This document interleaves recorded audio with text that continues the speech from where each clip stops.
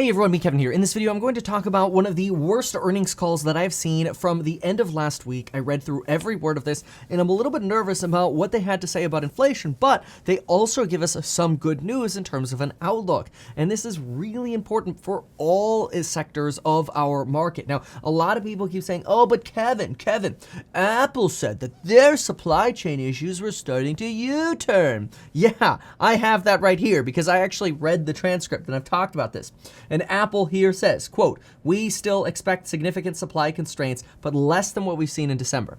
That's good. So far, this is the only company that has given us positivity on supply chain constraints, and that's Apple. But they still call the supply chain constraints, quote, significant. But what we want to do is we want to look past companies like Apple who have the biggest pricing and negotiating power, and we want to understand what's it like being a manufacturer right now, because that's where we're seeing the massive amounts of inflation coming from, because they increase the prices of everything that consumers touch. And that's why we've got to talk about this particular earnings call that I'm going to break up here, and I'm going to give you all of the specific details. But first, a quick message from our sponsor, StreamYard today. Go to mettkevin.com/StreamYard to learn everything that you need to know about professional live streaming and broadcasting software. You can multi-stream, throw comments up on stream. It is what I use. I absolutely love StreamYard. I use it every day. I pre-schedule my live streams. You see those pre-scheduled events. It's all done through StreamYard. So check them out by going to mettkevin.com/StreamYard.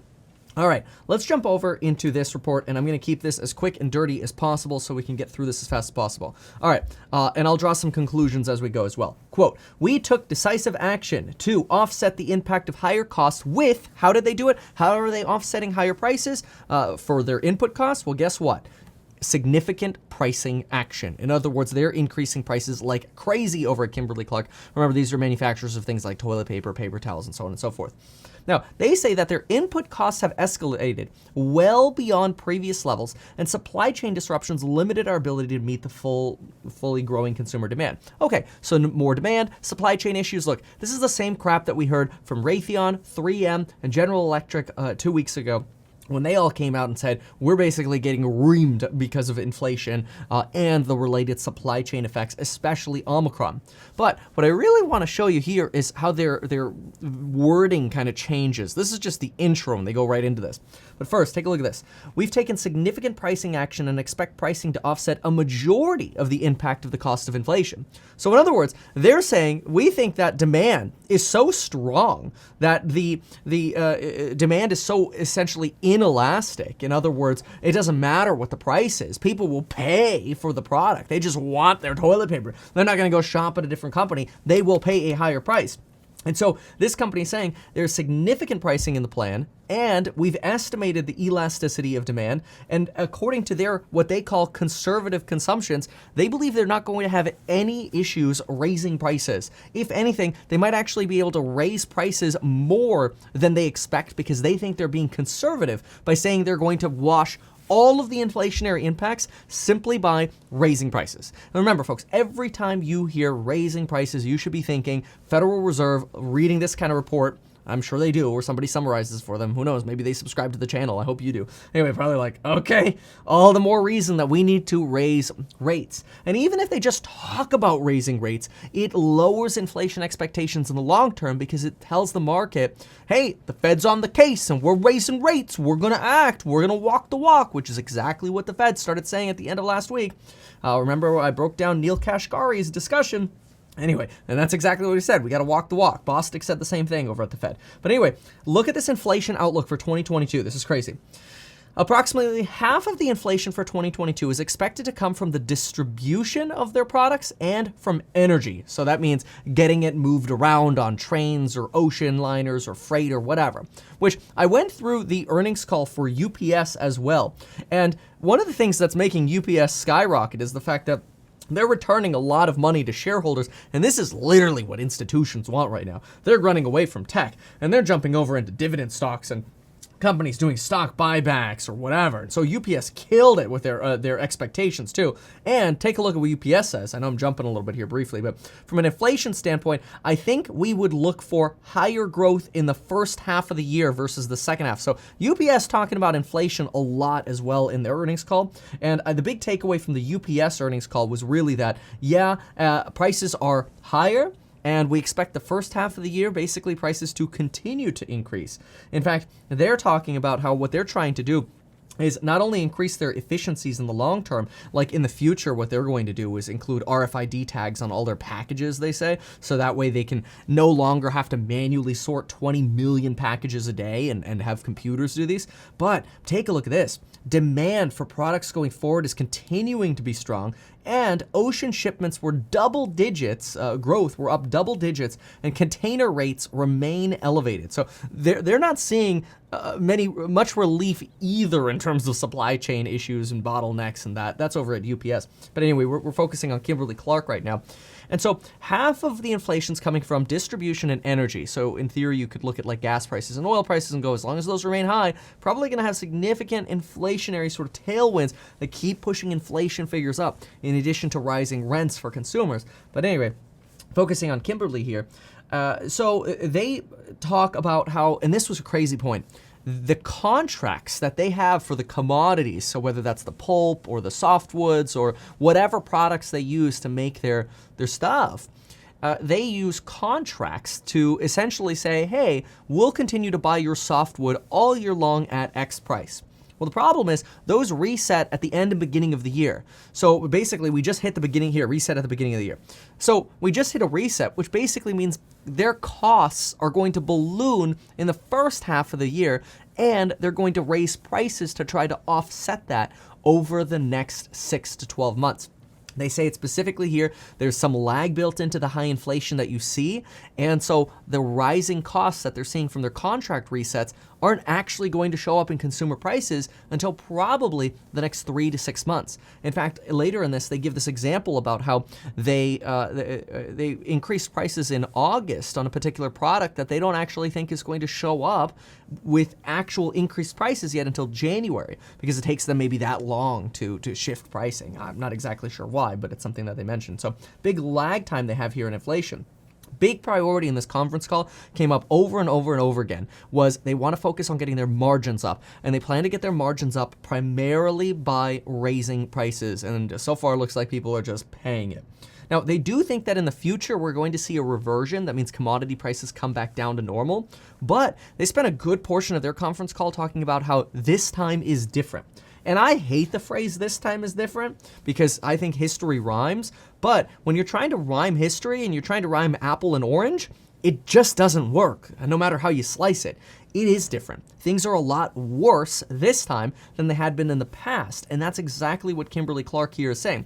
They're saying this cycle is different because the peak is higher, it's broader, and it's longer lasting. This means every aspect is more expensive for them. From delivering to acquiring commodities to shipping them out to their employee costs, you name it. Now, they do think that if commodity prices do revert down, which they think will, they do believe that at some point we will see a reversion in commodities prices, then their profits could recover faster. But in the meantime, they're talking about this atypical set of inflationary pressures that they really haven't seen before in the past. They do expect to make progress on recovering their margins, but like they said, it's going to take time. Now, the stock actually is only down about 4.5% year to date. One of the reasons for that, in my opinion, is because it's a dividend stock and people are like running to dividend stocks or manufacturers that they think are dealing with inflation by raising prices. And well, that's kind of what you have here. It's a manufacturer that's like, yeah, we're going to raise prices a lot and we're going to pull it off really well. Distribution costs are up meaningfully, and they will continue to be our expectation. That will continue to be our expectation for 2022. Demand is exceeding our ability to supply at the moment, taking any dime down. Okay, well, this is more talking about their machine and efficiency in this. I'm going to step away from this. Basically, really quick, they were talking about, hey, like, how about upgrading your machines so you can make your machines more efficient? And they're like, right now we're so overwhelmed with a crappy supply chain that we don't want any downtime on our manufacturing line right now. We're all for innovating. We're all for advertising and getting more business. But right now, the only thing we need to focus on is getting our margins up by increasing prices. That's why this is like the craziest earnings call that I've seen in a while on inflation. And, people are like, oh, but this, inflation data looks backwards. Well, guess what? Inflation data doesn't look backwards. It's what companies are saying in their earnings calls. That's why this is so important. But anyway, once they say here, once the commodity pressure actually, let me rephrase that here. They say they've got a few issues. The commodity pressure, they believe, will continue to be intense, and inflation in the first quarter will be high. The pricing isn't fully in yet either. So this is where they just reiterate that we're expecting a lot of inflation in the first 3 to 6 months of 2022. And it's going to take us a while for us to actually raise prices, which then, thinking a step further, that means the consumer price index might actually not come down as quickly as expected unless companies start, stopping the price increases. Because remember, if Apple, let's say, sells you a $100 pencil now for $100 and $110 next year, if they leave it at $110, well, the CPI from here to here is actually 0% growth, right? The issue, what we're looking for, is when is Apple or whomever going to stop continually raising prices, right? And even though Apple's like, oh yeah, maybe it'll be slightly better in Q1 for supply chains, even though they're still going to have significant issues, when would price increases actually stop? And in my opinion, it only stops when consumers stop borrowing to essentially buy stuff. And so far, we're not seeing consumers stop at all. In fact, if anything, some folks are saying maybe we'll see a little bit of a pause because of Omicron. Basically, you get this like January pause, brief period, this brief little hole in mobility and spending. But so far, all the earnings calls I'm reading, including UPS, the banks, the tech companies, they're all saying they expect 2022 to be a banger year. These people keep spending and spending like crazy. And usually that's a good thing, but it's not a good thing in an inflationary environment because it means the Fed's going to come down harder. So it's kind of like good news is bad news, right? Okay, we're in the midst of a pretty acute supply chain disruption caused by Omicron, so that's not bad. They do expect at some point commodity prices to go down. We talked about that already. We expect pricing to be fully built in the market in the second half. So maybe by like July to August and September, maybe we'll stop seeing that month-over-month increase in pricing because the companies will have fully built in their price increases. We got hit with $1.5 billion of inflation costs, which is kind of insane given that this company nets like $1.8 billion. But obviously that's net versus like cost, but still it's crazy. The CEO regularly talks about how they want to increase margins. Okay, we got some other juicy things in here. So the elasticity modeling that they're talking about, they get asked basically about like how much do you actually think you're going to be able to raise prices, right? Because prices have been going up quite a bit. And so can you break down a little bit about how much y'all can raise prices? And so they talk about that here. First, they start by saying they think they can raise prices over the course of a year mid to high single digits. And that could vary based on conditions. But what's really interesting here is not only do they talk about raising prices basically between 5 to 10%, but somebody else replies and says, listen, this is a very, very smart question here.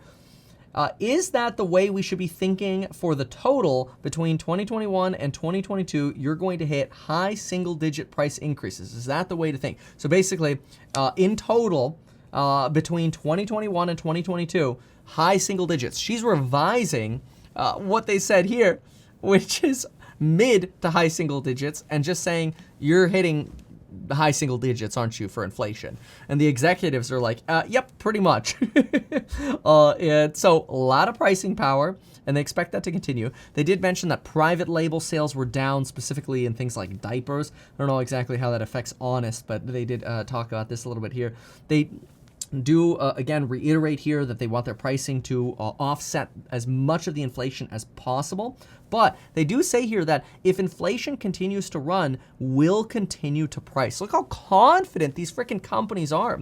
They say that there's going to be a reversion. At some point, commodity prices will come down. This is kind of like at some point, supply chain conditions will get better, right? But here, listen to the response. But I don't want our teams waiting for commodities to come down to drive margin recovery. In other words, look, we're not going to wait to make more money because supply chains get better. We're going to raise prices.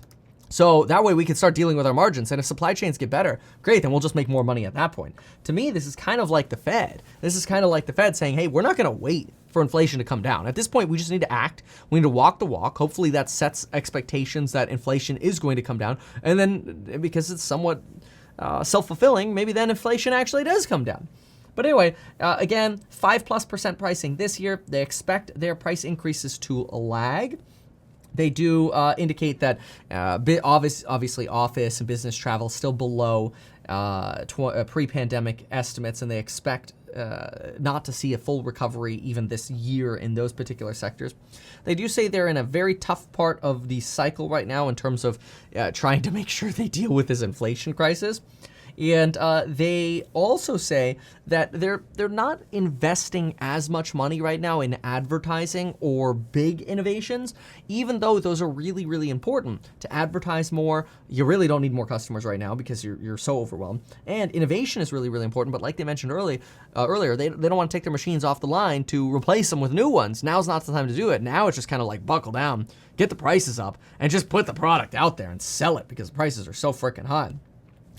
So that's a little bit of a summary here on innovation, though they do try to they try to clarify this a little bit. We're not pulling back on our innovation investment. Notice that's sort of like more tilted towards the negative, right? Instead of like, oh, we're investing heavily in innovation, they're like, we're not investing less in innovation. It's just not a priority right now because we're getting reamed over here with inflation. So that's the Kimberly-Clark earnings call. Now, takeaways from this, okay? To me, this is huge. This is, even though, I don't know, I bet you maybe like 1% of us actually invest in Kimberly-Clark, unless it's through like an ETF. When we look at this, or an index fund for that matter, when we look at this is, in my opinion, quite nasty because it shows you that these companies, they can't just raise prices once. It's not like that Apple Pencil is going from 100 to 110 and then they're done. They're cooking us like that lobster. They're putting the live lobster in the pot and they turn the heat up, not all the way up. They just turn it up slowly. They're boiling us slowly with these price increases. And they're literally so confident that they can rip us off with higher prices. Why? Because we're paying it. That's not good for the future of CPI, and I'm not sure if the market is fully pricing in these inflation fears yet, especially since, as of 3 months ago, and myself included, there were 50 to 60% of people who were still in inflation is transitory, in that camp transitory, right? The more you see camp transitory become, holy crap, the Fed's really got to deal with this, and so far they're screwing us up. I mean, they're still printing money.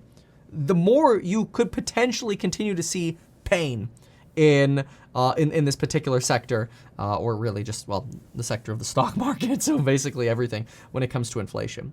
So yeah, anyway, hopefully you found this helpful. Check out StreamYard via the link down below. Thank you so much for watching. If you found it helpful, please share the video and we'll see you in the next one. Thanks. Bye.